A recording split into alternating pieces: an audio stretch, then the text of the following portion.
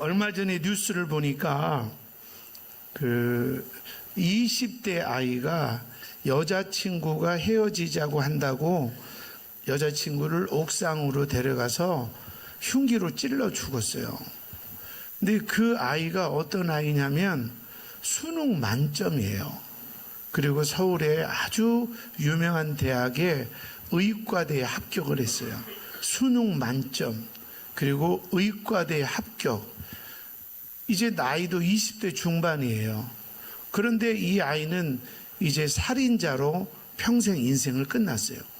그 죽은 여자아이도 참 예쁘고 순수하고 착한 아이인데 남자친구 하나 잘못 둬서 꽃도 피우지 못하고 20대에 시체가 됐어요. 여러분, 이게 왜 이럴까요? 하나님은요, 사람은 겉으로 보이는 사람을 하나님은 겉사람이다 그렇게 표현하셔요. 겉사람. 근데 이렇게 여러분이 저를 보듯이 겉에 사람만 있는 것이 아니라 속에 또 다른 사람이 있어요. 이거를 성경에서는 속사람이다 그랬어요. 그러니까 이 아이의 부모님은 계속 겉사람만 키웠어요. 1등 해야 돼. 오, 우리 아들 공부 잘하네. 우리 아들 성적이 또 올랐네.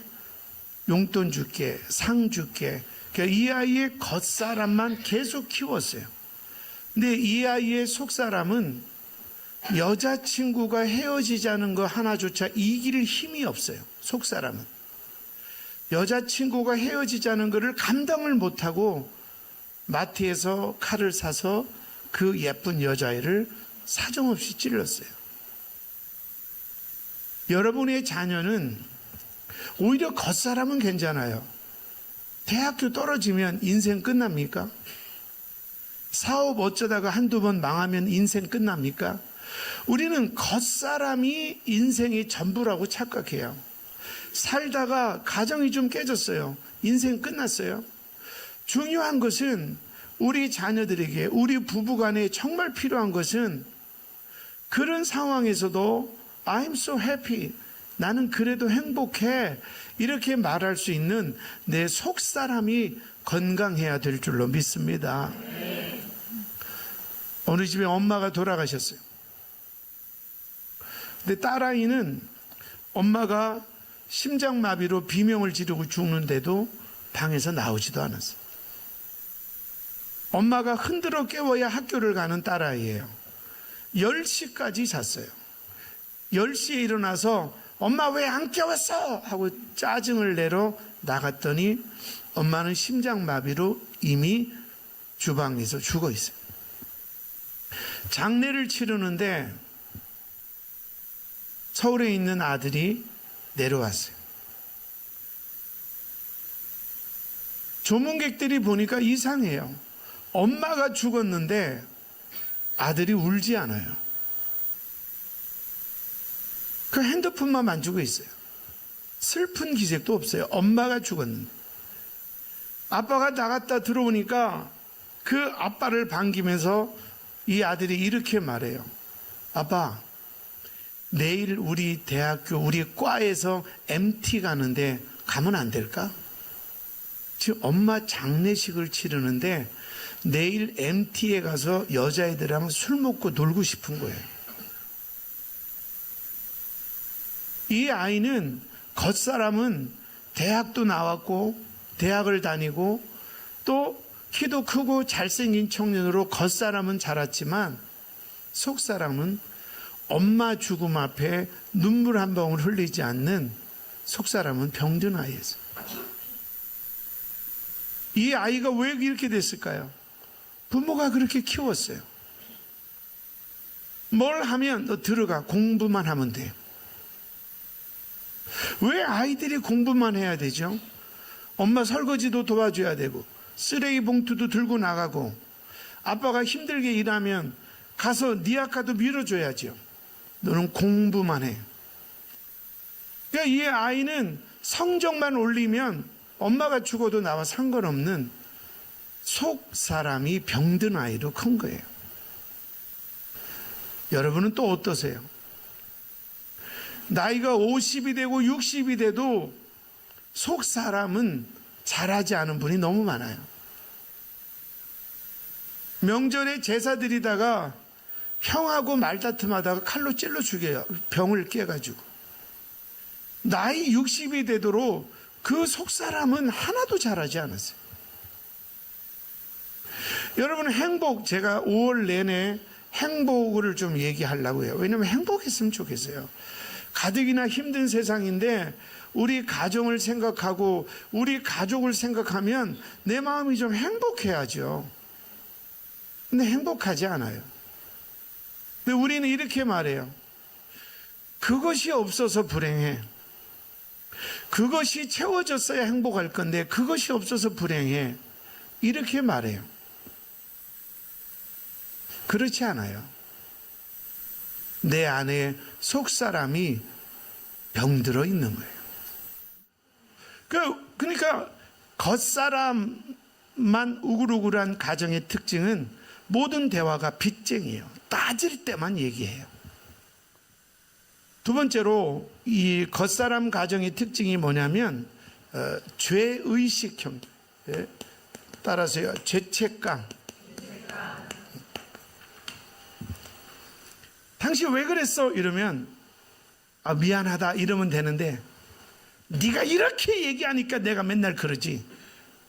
항상 대화만 하면 네 탓이야. 죄책감을 줘야 돼. 왜 그랬냐 그러면 좀 변명도 하고 이래서 그랬다 저래서 그랬다 하면 되는데 왜? 궁금한 이유가 뭔데? 왜 사람을 의심해? 이렇게 항상 너는 네가 문제야. 죄책감을 주는 대화. 이게 우리 한국 가정에 너무 많아요. 여러분 가정은 빚쟁이형입니까? 죄책감형입니까? 그 대화를 하면 사과 안 해도 돼요. 그냥 내가 그날 바빠서 그랬어. 그냥 변명이라도 하면 되는데 꼭 이런 대화 하고 싶냐? 나는 이러니까 너랑 정이 떨어져. 이렇게 막 오히려 상대방에 죄책감을 주는 대화. 이런 가정에서 아이들이 자랐으니까 아이의 속사람은 이미 병들 대로 병들고 이 아이는 엄마가 하도 지적하니까 성적 그리고 엄마가 하라는 대로 해. 그러니까 이 아이는 엄마가 하라는 데까지만 하고 대학교 딱 가자마자 남자 만나서 모텔 가고 술 먹기 시작하면서 엄마가 뭔데 그때는 수습이 안 돼요. 왜? 속사람이 병들은 채 겉사람만 키웠으니까. 왜 애들이 엄마가 시키는 대로 해야 돼요? 지가 싫은 건 싫고 좋은 건 좋고 그래도 너 이거 해야 돼 할 때는 상의해서 타협을 해야죠. 어리니까 그냥 시키는 대로 하니까 겉사람만 따라가는데 속은 병들다가 이제 대학교 가서 자유로워지면 술 먹고 그렇게 끝나는 거죠. 그래서 항상 그 사람하고 대화하면 마치 이런 사람이 있죠. 대화를 했는데 대화 끝나고 나면 내가 막 존중받는 느낌이에요. 기분이 좋아. 아이고 우리 잘하자. 근데 내가 따졌는데 너 왜 그랬어?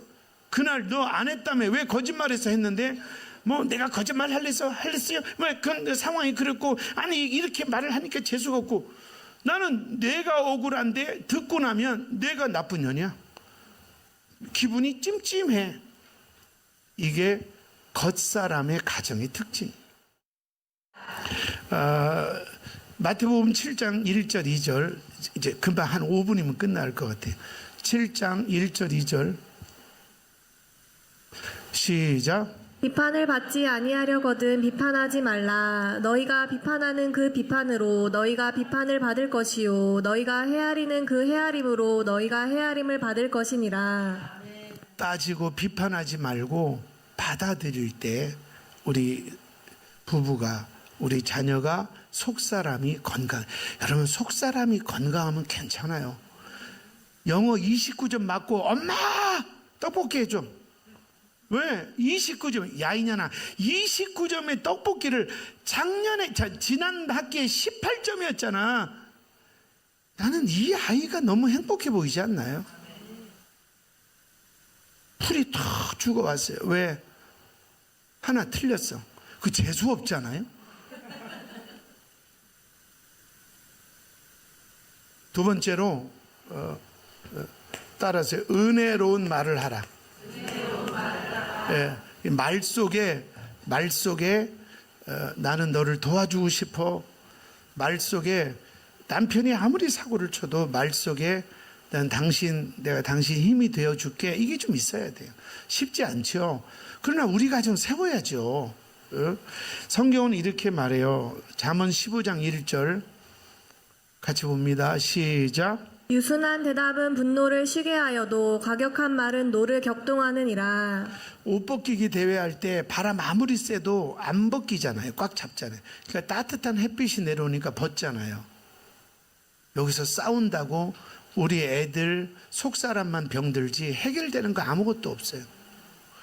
좀 진다고 생각하지 말고 억울하다고 생각하지 말고 우리 가정을 지킨다고 생각하고 우리가 말을 은혜롭게 좀 합니다. 그리고 세 번째로는 따라서요. 칭찬을 많이 하자. 이게 속사람을 세우는 거예요. 아까 얘기했죠. 2등 한 아이를 봐봐. 조금만 더 열심히 하면 1등 할 수 있잖아. 그 아이는 결국 죽는 거죠. 칭찬은요. 칭찬과 격려는 보약이에요. 보약. 옆 사람한테 얘기하세요. 칭찬과 격려는 보약이다. 나는 남편 봄 되면 기운 없다고 보약 한 첩 해줘야 되겠다 그러는데 해주지 마세요. 보약 먹이고 계속 똑바로 해 그 약발 바꿨어요? 약은 왜 먹여? 오히려 작은 거라도 아유 당신 쓰레기 봉투도 치웠네 막 없으면 칭찬을 만들어서라도 하세요. 이게 보약보다 훨씬 낫다는 거예요. 진짜 보약은 칭찬과 격려예요. 예. 옆 사람 보고 보기 참 좋습니다. 그리고 손잡고 얘기하세요. 보약 한 첩 드세요. 아멘. 예. 고린도전서 11장 2절 보시겠어요? 11장 2절 시작. 너희가 모든 일에 나를 기억하고 또 내가 너희에게 전하여 준 대로 그 전통을 너희가 지킴으로 너희를 칭찬하노라. 예, 사도 바울도 고린도 교회를 칭찬. 그리고 네 번째로 따라서요. 특별히 여겨라. 이게요. 내가 다니는 직장 매일 또 만나는 우리 가족 이걸 특별히 여겨야 돼요. 여러분 우리 가족 중에 한 사람이 일 끝나고 오다가 교통사고로 죽었어요. 다시는 못 와. 이거 너무 힘들고 아픈 거 아니에요? 매일매일 집에 오는 우리 남편, 매일매일 집에 오는 우리 아들, 딸이요 특별한 사람이에요. 이걸 특별히 여겨야 돼요. 특별히. 그래서 어떻게 특별히 여기느냐? 서로의 기념일도 챙기고 생일도 챙겨주고 또 어버이날 카네이션도 달아주고 엄마 생일도 챙겨주고 그냥 뭔가 조금만 그 젊은 애들 하는 거지만 화이트데이 뭐 사탕도 주고 추파춥스 하나 그거 250원이니까 그거 하나 주면 되잖아요. 빼빼로도 주고 이렇게 자꾸 유치해 하지 말고 그런 거 특별하게 챙겨주는 자체가 나는 당신을 특별하게 여겨. 엄마가 우리 딸을 특별히 여겨. 이래서 너는 아직 애인이 없으니까 엄마가 이 초콜릿 줄게. 뭐 꼭 그렇게 주라는 건 아니지만 하여튼 자꾸 이렇게 특별히 여기는 거예요. 이 아이를 특별히. 예? 비싼 옷만 사입히지 말고 특별하게 여겨주는 이게 참 중요해요. 깨달으면 아멘 합시다. 잠언 19장 6절에 보면 시작. 너그러운 사람에게는 은혜를 구하는 자가 많고 선물 주기를 좋아하는 자에게는 사람마다 친구가 되느니라. 예, 선물을 주기를 좋아하는 사람은 친구가 많다. 우리 가족들에게도 자꾸 선물을 주고 특별히 여겨줘야 돼. 자, 이제 마지막 5번째는 따라하세요. 사랑을 표현하라. 이런 말이 있어요. 울리기 전에 종은 종이 아니고, 행하기 전에 믿음은 믿음이 아니고, 표현하기 전에 사랑은 사랑이 아니다. 자꾸 이렇게 사랑한다고 꼭 말로 표현 안 되면 손잡아주고 등 따독거려주고 이런 사랑의 표현을 좀 많이 하라는 거예요. 아멘. 그리고 가장 중요한 것은 제가 알코올 중독자 아들인데 제 속사람이 말도 안 되게 망가졌는데 맨날 싸우니까 술 먹고. 근데 제가 회복된 것은 이 속사람이 언제 회복되냐면 보세요. 훌륭한 사람들의 특징은 자기가 존경하는 사람이 많아요. 존경하는 사람이 많아요. 저는 신학교 1학년 때는 민주화 운동을 하려고 했어요. 그래서 그때 막 우리가 군부 독재 이런 거 있을 때 저는 그때는 저의 어떤 모든 사고는 내가 심지어 막 결혼도 안 하고 그 빈민촌, 그 다음에 노동자, 그리고 또 창녀 이런 사람들에게 복음을 전해야겠다. 그래서 그 당시에 저는 뭐 꼬방 동네 사람들 또 한국 청년에게 고함 그리고 하늘들의 외침 이런 책을 한 200권 이상 읽었어요. 그리고 가슴이 뜨거웠어요. 그러니까 어떤 목표가 있고 존경하는 사람이 있으면 속사람이 성장해요.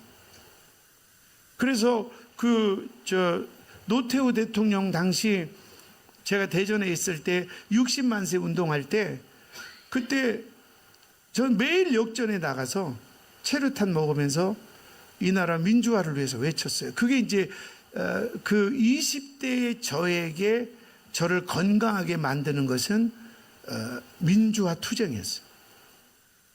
그걸 저를 건강하게 만들었어요. 그 경찰들이 이렇게 총을 쏘면 이게 뻥 하고 이렇게 날라오잖아요. 그럼 제가 운동신경이 있으니까 애들은 다 이렇게 깡통 뒤에 쏘면 나는 앞에서 이렇게 춤을 춰요. 쏴라 이 새끼들아. 딱 쏘면 내가 이렇게 피하고 막.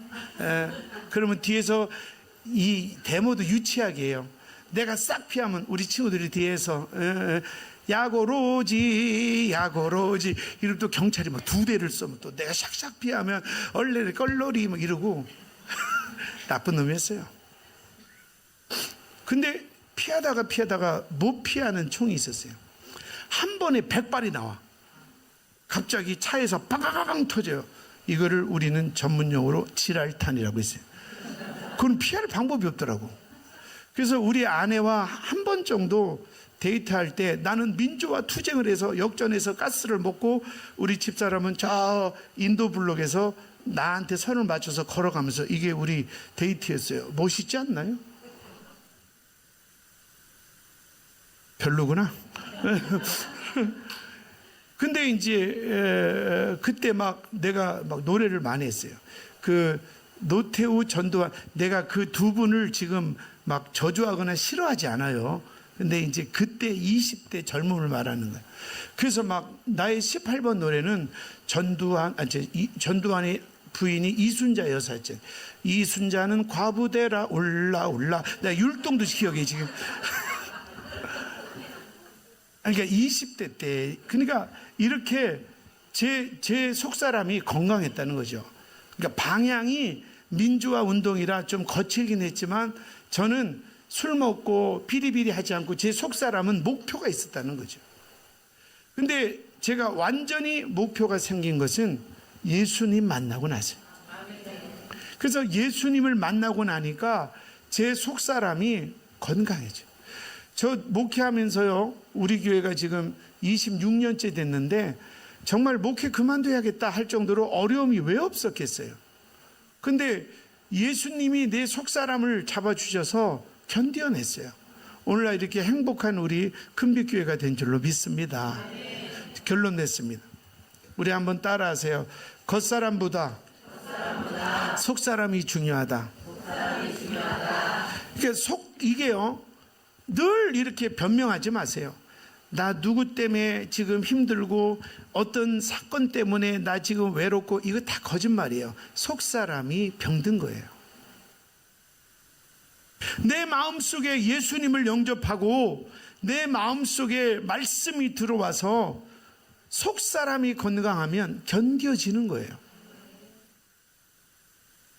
여러분, 겉사람보다 속 사람이 중요하다는 걸 꼭 기억하시고, 오늘부터 교회 오셔서 이렇게 말씀도 듣고 가끔 특강 강연도 듣고 노래도 듣고 하는 것이 내 속 사람을 건강하게 만드는 거예요.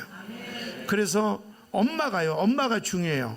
엄마가 어떤 일이 있어도 얼굴에 기쁨이 있고 웃음이 있고 감사가 있고, 그냥 엄마가 환하고 끄떡도 하지 않고 막 엄마 괜찮아? 괜찮아. 괜찮아. 괜찮아. 괜찮아. 그래서 엄마의 속사람이 흔들림 없이 강하면 그 가정은 절대 쓰러지지 않아요. 근데 엄마가 속사람이 약해서 어떤 일 때문에 이래서 짜증나, 이래서 나 살기 싫어, 이래서 힘들어, 자꾸 속사람이 약해지면 집안의 기둥이 흔들리면, 아빠들은 그럼 어떻게 되느냐? 아빠는 그냥 지금처럼 살아도 돼요. 별 영향이 없어.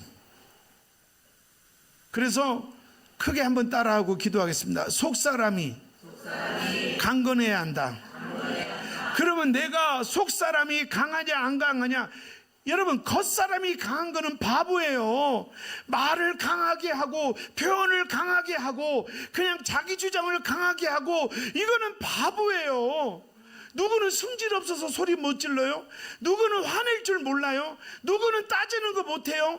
그런데 속사람이 건강한 사람은 양보도 할 줄 알아요. 할 말이 있지만 참기도 해요. 따지고 싶지만 기다려주기도 해요. 이게 건강한 거예요. 큰 소리 치는 게 대수예요. 그냥 막 고집 부리고 억지 부리는 게 대수예요. 그거 병든 거예요. 누구는 소리 지를지 몰라요. 누구는 화낼 줄 몰라요. 우리도 밟으면 아프잖아요. 아프면 아야 소리 할 수 있잖아요. 근데 내 안에 예수님이 계시니까 내 속사람이 기다려. 오죽하면 그렇겠어. 네가 양보해. 이게 되는 거예요. 우리 모두 이런 은혜가 있기를 축원합니다.